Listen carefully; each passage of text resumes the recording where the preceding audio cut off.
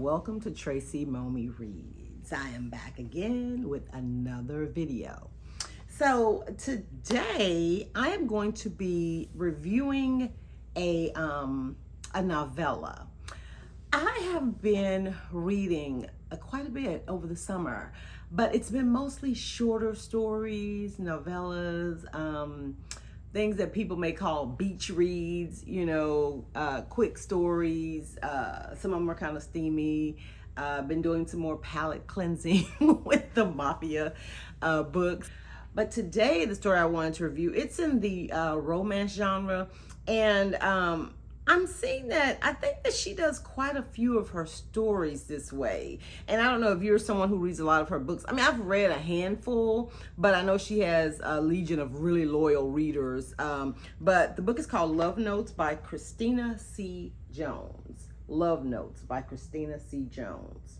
And most of the stories that I've read about her, what I would consider a novella. And for those of you not familiar, a novella is usually a story that contains like anywhere from 17,000 to maybe 40,000 words, which is not a full novel, because full novels, are upwards of like 75,000 words or more. And most of the time novellas are going to be like under 300 pages. I think this one clocks in at 260 pages.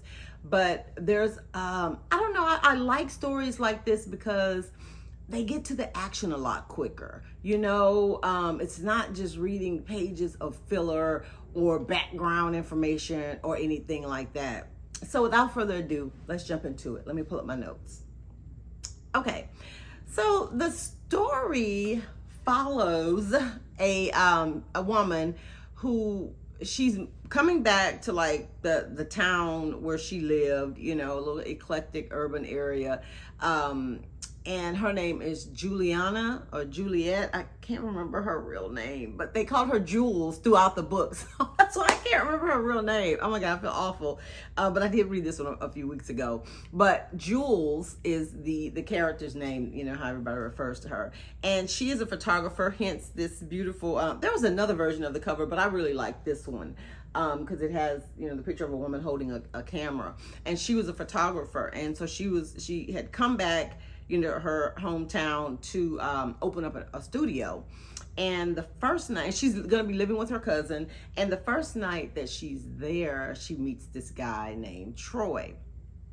And, in true like romance fashion, and especially with this author, I'm noticing like out the gate, we get a one night stand. So this theme quotient is already up there at the beginning of the book, but that's all it's supposed to be. She's back in town. She wants to get that out of her system so that she can focus now on opening up the studio and, kind of getting settled in and everything.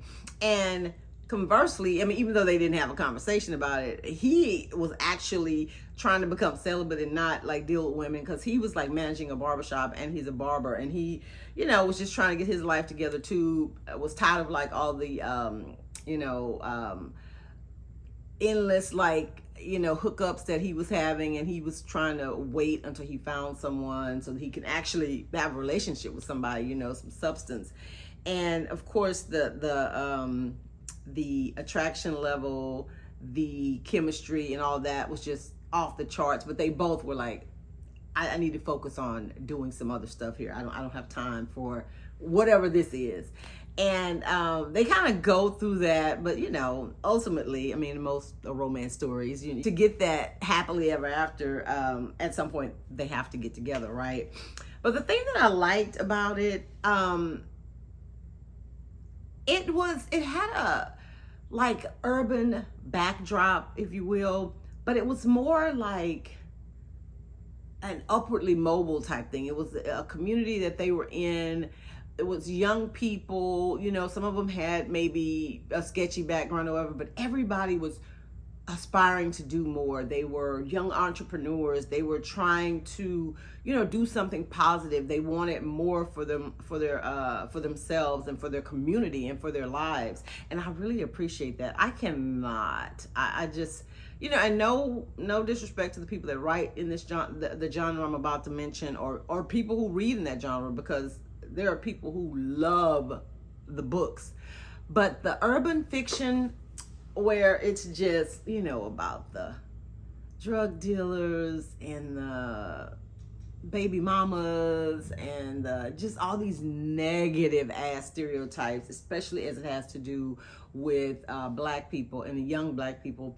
I cannot get into those books. It's I don't know, sometimes it's cringe inducing, like, Anyway, so in Love Notes, back to the book, it was just refreshing to see the type of characters that she was writing about, because they were realizing that they were standing in their own way when it came to being successful in life. And, then having found this other person, they did kind of pump the brakes, like I said at the beginning, but and got to know each other. And I love the way that she wrote, Troy and Jules and their chemistry and how they kind of played off of each other. And it was very playful, flirtatious, but they also were allowed to be vulnerable with each other, and they shared, things about their life and things that had happened to kind of make them get to the point where they were, and they felt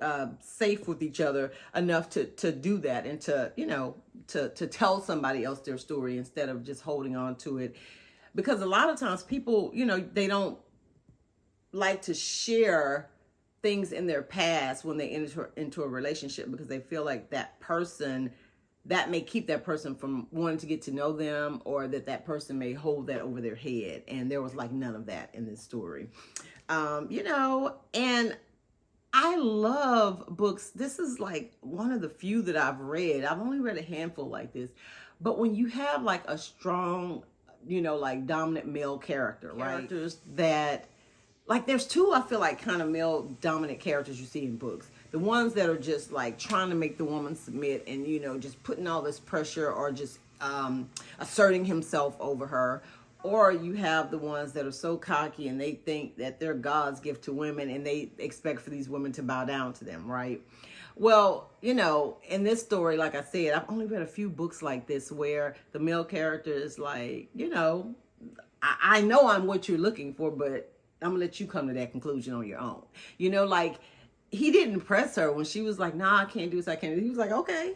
And that made him even more intriguing to her. And she kept coming back to him, or kept coming around, because she didn't feel pressured, and things were able to happen between them, organically. And he, she was therefore able to figure out her shit on her own without having the influence of, this guy there, or feeling like she needed to stop what she was doing because she didn't want to lose him. You know what I mean? And even though it was a short story, I feel like everything clicked. There was humor, there was romance, there was the steamy scenes, there was some emotional scenes, and she was really able, with the short period of time, because there were some time skips, but I think ultimately at the end of it, when they finally get together, just maybe only a couple of months have passed, but it felt longer, and it didn't feel rushed, which I have read full-length novels where, there's this back and forth, and there's this thing, happening between the characters. Then all of a sudden in the last chapter, the author tries to wrap everything up, and then it's over. No. In this story, she was able to build that momentum and have the reader feel that tension, but it was all satisfying when it finally happened, because you knew it was going that way. With every little thing, you're like, okay, they're trying to fight this, but why is she back over there? Why is he meeting her there? Like, you knew that it was going to happen.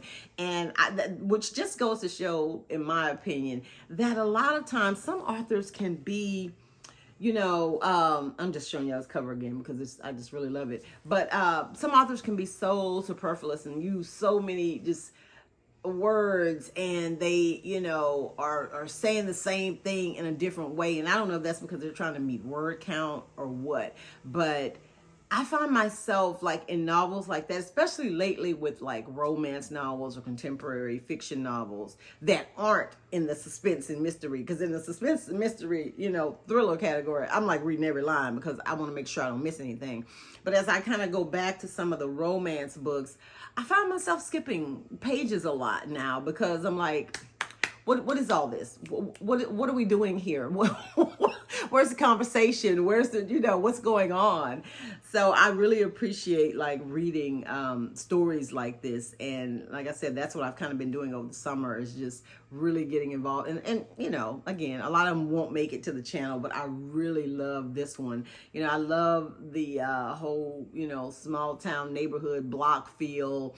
And there was this one thing in the book where she'd had an issue in her past with her mom and her stepdad, and that's the only thing I will say. I just wish somebody would have like took it upon themselves to go and kick her stepfather's ass, that then it would have been like the perfect book.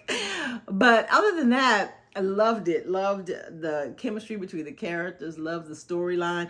And this actually, it's a part of, like, this says Equilibrium book 1. So I don't know if it's 4 or 5, but it's not a continuation of Troy and Jules' story. I see a lot more authors doing this, right? What they do is they take characters from the one of their books, like maybe the first book, then they get their story, like another character gets a story in the second book, and then somebody maybe from their story gets their story in another book. And I did read, it was like it was really a short story. I can't remember what it was called because I read it right after I read this one, but she is living with her cousin in this book. Jules and her cousin are roommates, right, in Love Notes. And her cousin is, there's this part where she's training this guy who is getting on her nerves and she can't stand him or whatever. And they get a little novelette, I guess, a little short story in Equilibrium. I don't know if it's book 2 or not, but in one of the Equilibrium series, they get their little story, and it was cute as well, So yeah, if you're looking to maybe get a few more books read, before the summer ends, I would encourage you to look at, reading some novels or novelettes or short stories, because if done right, the story is still captivating, it's still entertaining, and it's still satisfying, which this one, it hit all the marks. So like I said, if you love books, if you are into the romance genre, first of all, if you love books that have, some steamy scenes, great chemistry between the characters, funny one-liners, with a banter back and forth with the characters, books that feature, Black characters who are upwardly mobile, and that kind of focus maybe on the culture.